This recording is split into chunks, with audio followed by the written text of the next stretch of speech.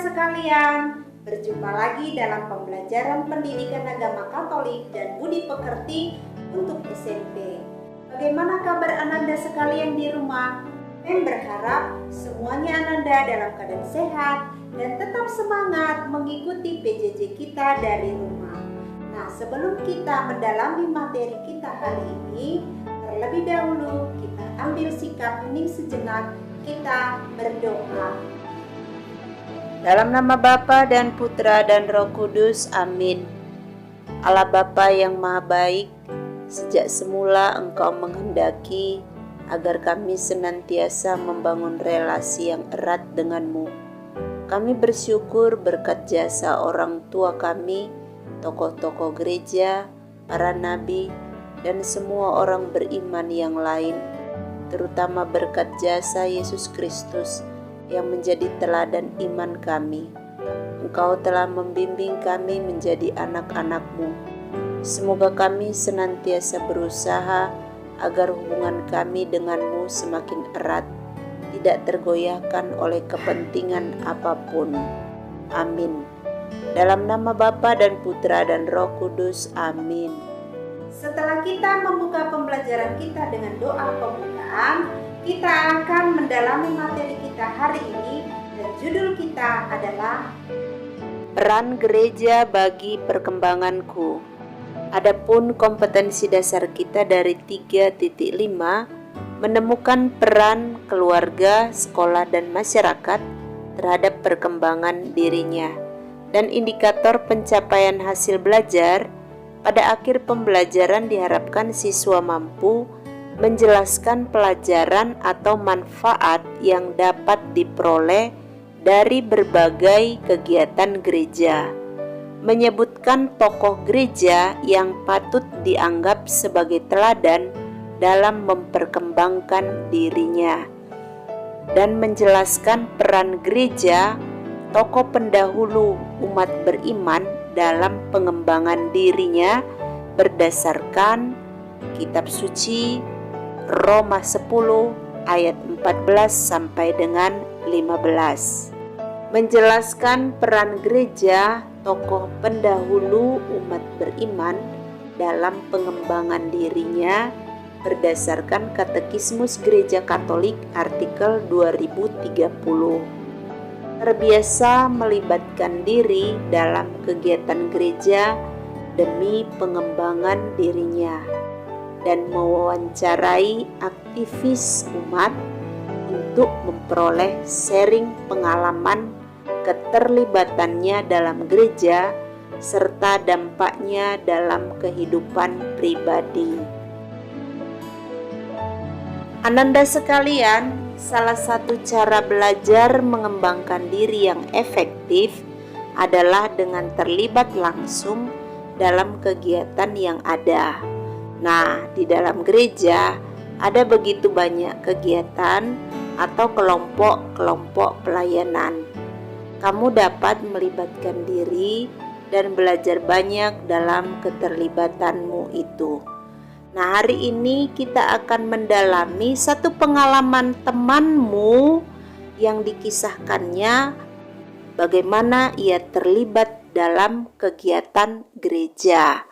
Nah, judulnya adalah Belajar Melayani Melalui Legio Maria. Kisahnya demikian. Nama saya Agnes. Saya sekarang duduk di kelas 9 di salah satu SMP negeri di kota saya. Selain kegiatan sekolah, sejak kecil saya senang mengikuti sekolah minggu. Tetapi sejak saya SMP mulai aktif menjadi anggota presidium Legio Maria Junior yang ada di stasi saya, sampai akhirnya sudah 1 tahun ini saya dipilih menjadi ketua presidium. Anggota presidium saya berjumlah 17 orang, terdiri atas 11 teman perempuan dan 6 teman laki-laki. Kami rapat setiap hari Minggu setelah misa selesai. Presidium kami mempunyai pembimbing rohani, seorang bapak yang lemah lembut dan menyenangkan. Beliau selalu hadir dalam rapat kami. Teman-teman mungkin sudah tahu kegiatan Legio Maria kan? Legio Maria adalah pasukan atau tentara Maria. Kami yang tergabung dalam Legio Maria adalah pasukan atau tentaranya Maria yang selalu siap sedia bertempur. Tetapi pertempuran kami adalah untuk memerangi kuasa jahat dan menaklukkan jiwa-jiwa setiap manusia agar bertekuk lutut hidup di bawah kuasa Tuhan Yesus. Sebagai tentara, kami harus selalu siaga, membekali dan mempersenjatai diri. Bekal dan senjata kami bukan makanan, minuman, atau senjata api, melainkan bekal dan senjata rohani. Itulah sebabnya dalam setiap rapat mingguan kami berdoa rosario dan mendengarkan nasihat rohani dari pembimbing rohani. Lalu dilanjutkan dengan laporan pelaksanaan tugas minggu lalu dan pembagian tugas yang harus dilaksanakan berikutnya, dan ditutup kembali dengan doa.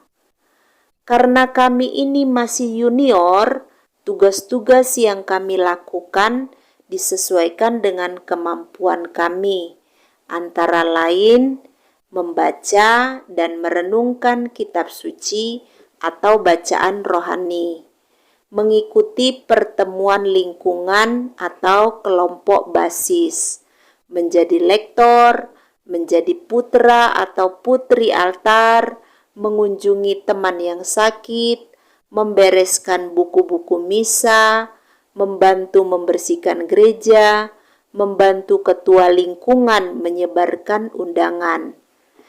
Ternyata menjadi anggota Legio Maria menyenangkan. Saya dapat mengenal banyak umat, saya belajar melayani sesama, saya belajar berdisiplin, saya belajar peduli, dan saya menjadi rajin berdoa maupun membaca kitab suci. Nah, bagaimana Ananda sekalian? Tentunya pengalaman yang diceritakan temanmu sungguh mengasihkan dan sekaligus juga menantang. Nah, dari pengalaman yang diceritakan oleh temanmu tadi, hal apa yang mengesan dari pengalaman tersebut bagimu? Nah, untuk kamu sekarang ini, kegiatan gereja nih apa yang saat ini kamu ikuti?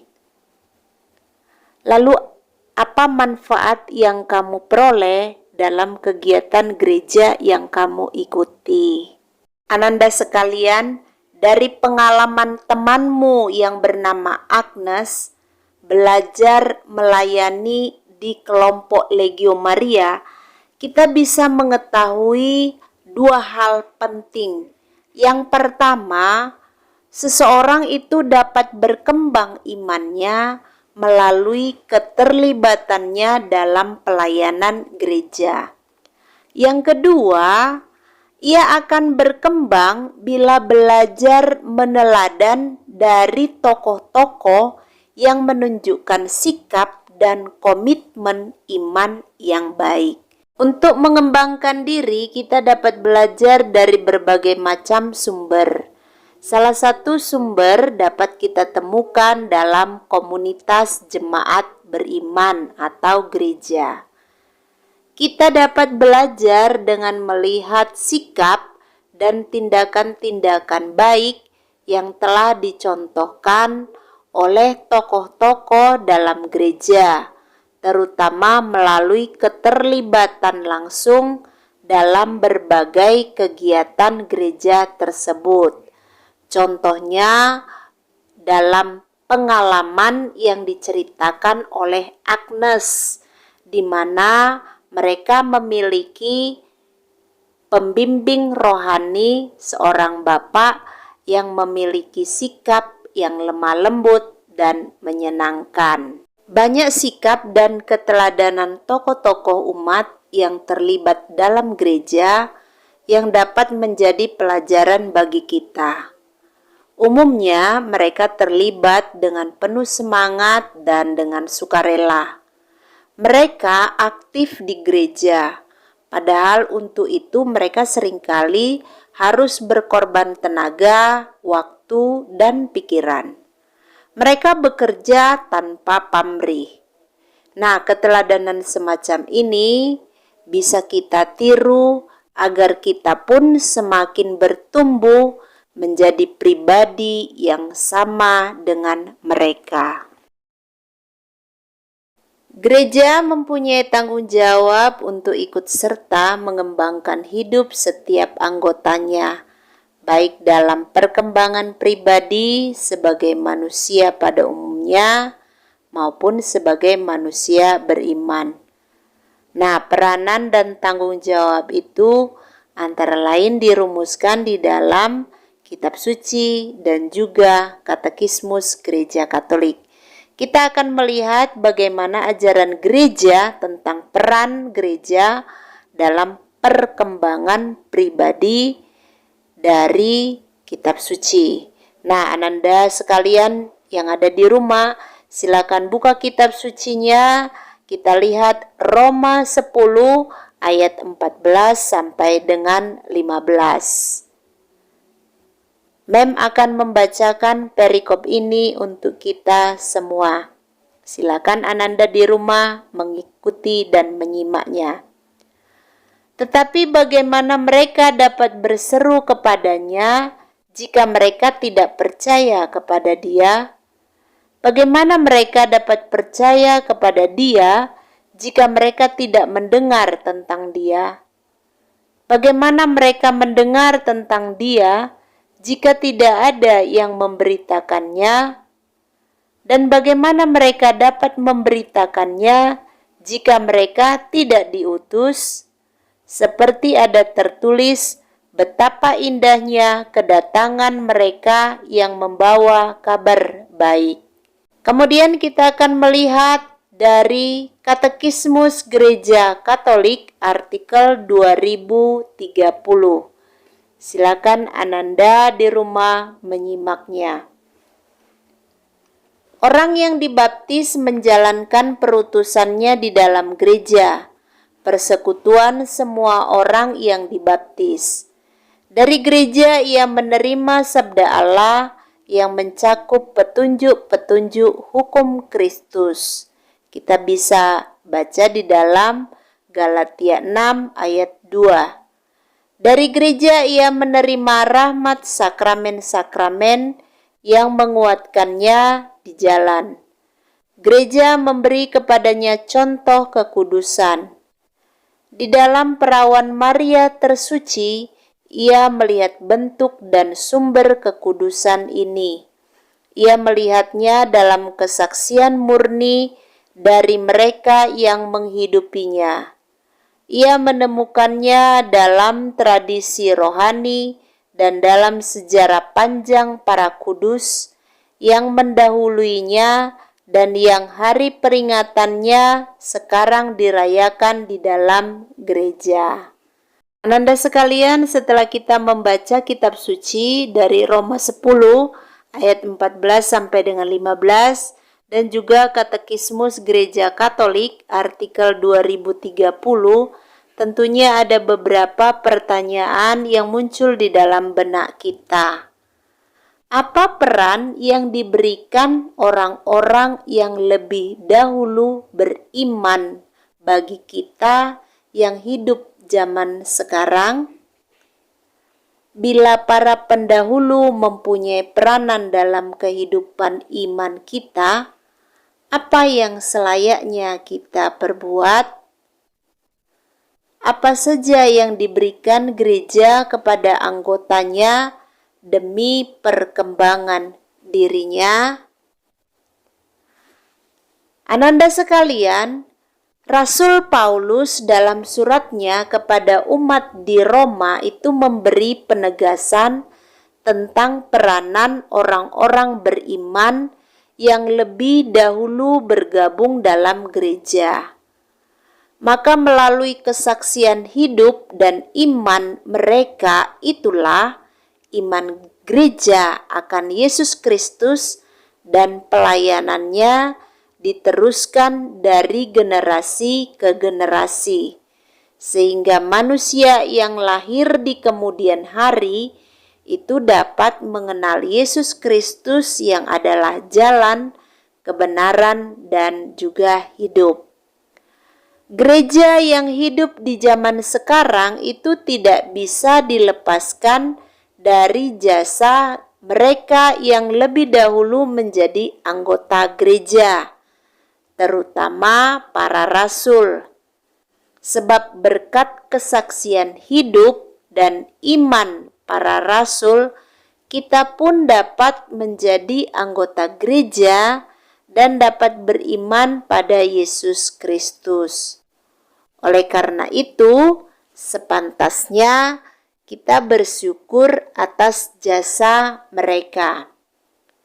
Kita patut mendoakan mereka, terutama meneladani hidup mereka, serta terlibat aktif dalam meneruskan karya pelayanan gereja dalam kehidupan kita sehari-hari.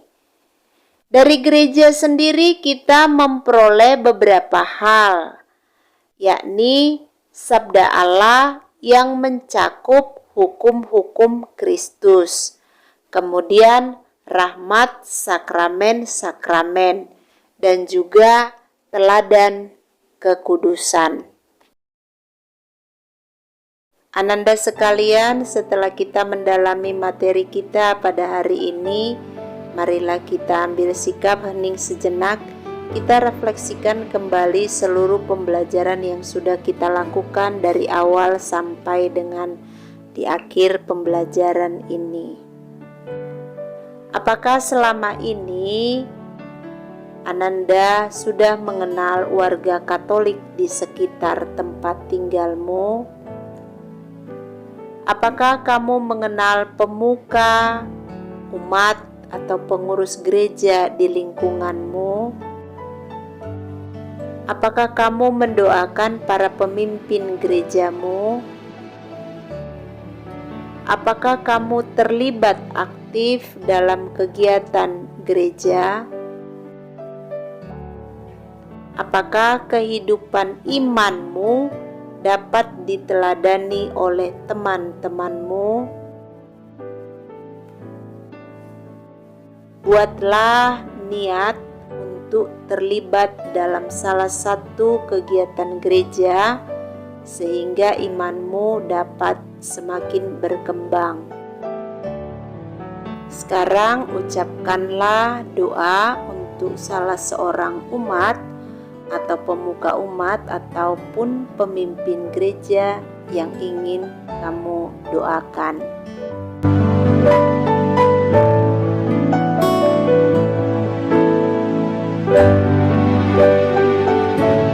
Nah, sebagai tugas, silakan Ananda mewawancarai aktivis gereja, entah itu pengurus lingkungan atau dewan pastoral paroki, untuk memperoleh sharing pengalaman keterlibatannya dalam gereja serta dampaknya dalam kehidupan pribadinya.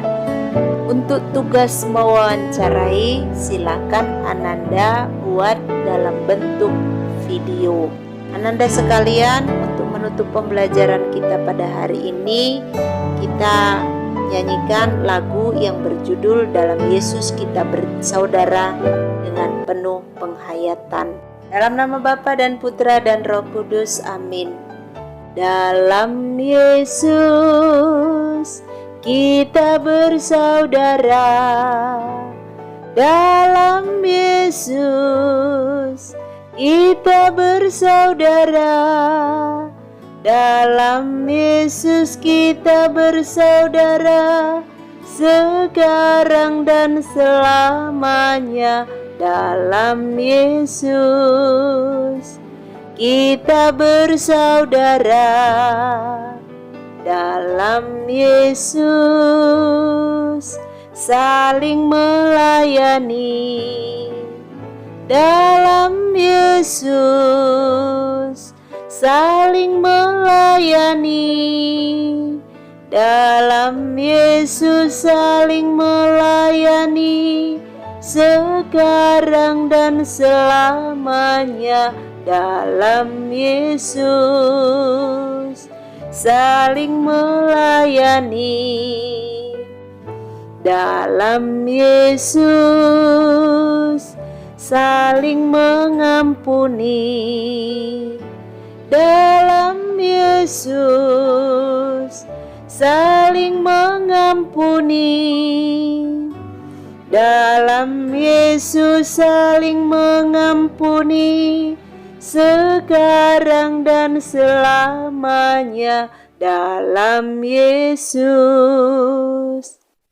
saling mengampuni, dalam Yesus saling mengasihi, dalam Yesus saling mengasihi, dalam Yesus saling mengasihi, sekarang dan selamanya. Dalam Yesus saling mengasihi. Dalam nama Bapa dan Putra dan Roh Kudus. Amin. Demikian pembelajaran kita pada hari ini. Kita melanjutkan pembelajaran kita berikutnya. Selamat belajar. Shalom.